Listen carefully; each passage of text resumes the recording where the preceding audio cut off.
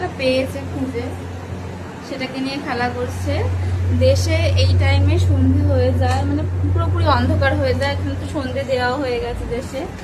আমি এখানের অবস্থাটা দেখাচ্ছি, এখানে কেমন ওয়েদারটা। এখন 7টা বাজে, আর এই যে এখন দিনের আলো এখানে প্রচুর। এখানে সন্ধে হয় 8টা, কেউ বিশ্বাস করবে না, কিন্তু এখানে 8টার সময় সন্ধে হয়। আমি 8টার সময় সন্ধে দিই। আমি বাইরে বেরিয়ে এসেছি বলে আমার ছেলেও বাইরে চলে এসেছে। বাইরে আসতে নেই সোনা, ওর জন্য গোটাটা পরিষ্কার করে রাখতে হয়।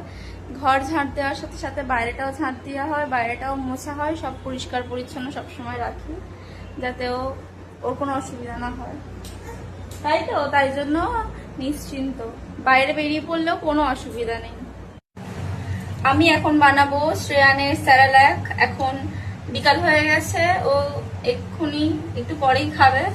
ওর পেটটা পড়লেই ওকে খাইয়ে দেবো স্যারালাকটা তৈরি করে সন্ধে সন্ধে করে। তাই তো, তুমি বলে দাও তুমি স্যারালাক খাবে তো। তো আজকে কিভাবে আমি শ্রেয়ানের স্যারালাক তৈরি করি সেটাই আপনাদের সাথে শেয়ার করব, দেখতে থাকুন ভিডিওটি। তো এখানে আমি একটি গাজর নিয়ে নিয়েছি, আর এটার মাধ্যমে আমি এই যে ছোট দিকটা হয়, ছোট দিকটা নিয়ে ভালো করে গাজরটিকে ছোট ছোট করে কুচি কুচি করে নেব।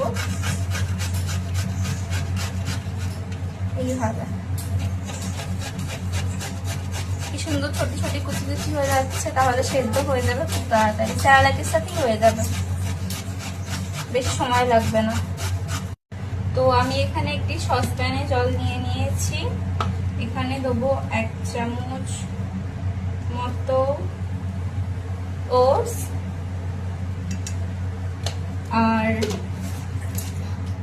হাফ চামচ মতো এখানে মাখানাটা আলাদা গুঁড়িয়ে রেখেছি ড্রাই রোস্ট করে,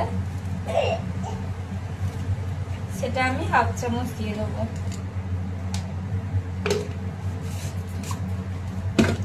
আর তার সাথে এই গাজর যেটা কুচিয়ে রেখেছিলাম ছোট ছোট করে, সেটা দিয়ে দেবো।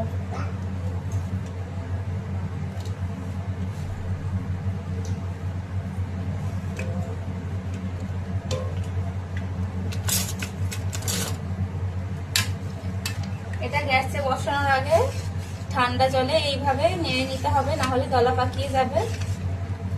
আমি বাবুর খাবার এইভাবেই বানাই, না হলে যদি ডাইরেক্ট আপনারা গরম জলে বসান তো সেটা দালা দালা টাইপের হয়ে যাবে, ভালো হবে না।